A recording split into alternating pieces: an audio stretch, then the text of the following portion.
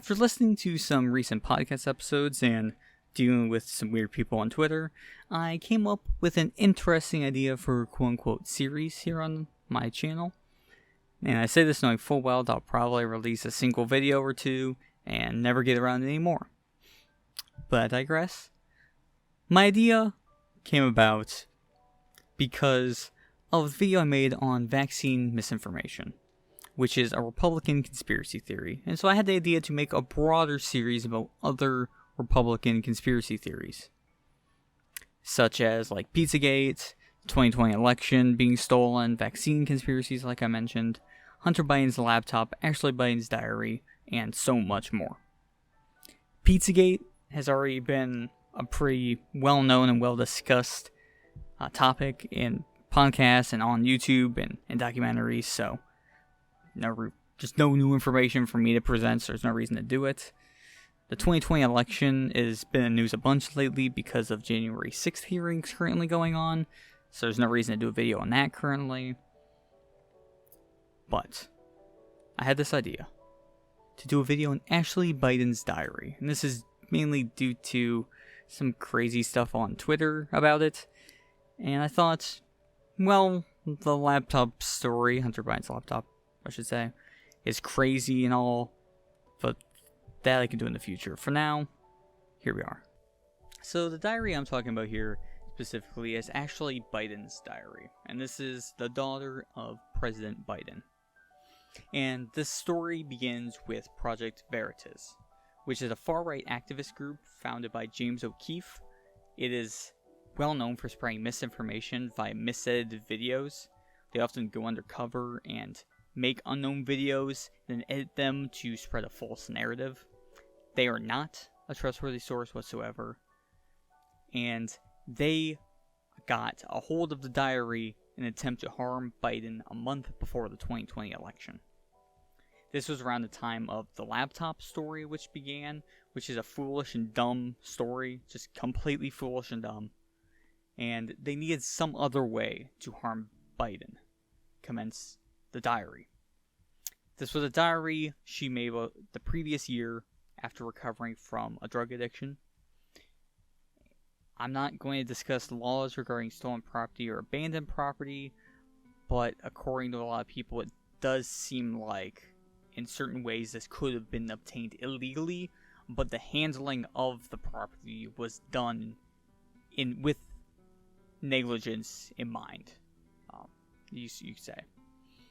And if certain stories are to be believed, then a group stole the diary from a property, but this hasn't been fully disclosed yet, and we're unsure of that whole story. And the reason this became such a big story, to this point at least, is because the FBI got involved, and they used this in an attempt to create this false narrative about, the FBI interfering with whatever, But the reason the FBI has gotten involved is because they purposefully used this diary to create a false narrative in an attempt to interfere with a political campaign. And there is ways in which this can be illegal, of course. It might go as far as the Trump election coordinators being involved in this, which would be a gross negligence of this country's elections, even further than what we've had previously. 2 months before the election, a personal diary of a private citizen was passed around a Trump fundraiser in Florida. That's just wrong in every single way. The diary was stolen from a house that Ashley Biden was having it stored in. It was a property that she rented for a time, and some Trump supporters got hold of this diary and eventually sold it to Project Veritas. A random right-wing website eventually published the diary in late October before the election because the group didn't want to directly send it out knowing that they could be charged with certain crimes because of this. And a big part of the diary that has gained traction is the mention of showers that Ashley Biden supposedly took with Joe Biden when she was young. This, of course, is possible to be true, and it seems like it might be in certain ways. However, it's important to note that at the time when this occurred, it didn't really trend at all. And even though it was completely public information, the entire diary was being discussed quite a lot, but it didn't trend at the time. Also, this was by someone who is dealing with a lot of drugs at the time and dealing with a lot of issues. So she, of course, isn't in herself a good source at that point in time.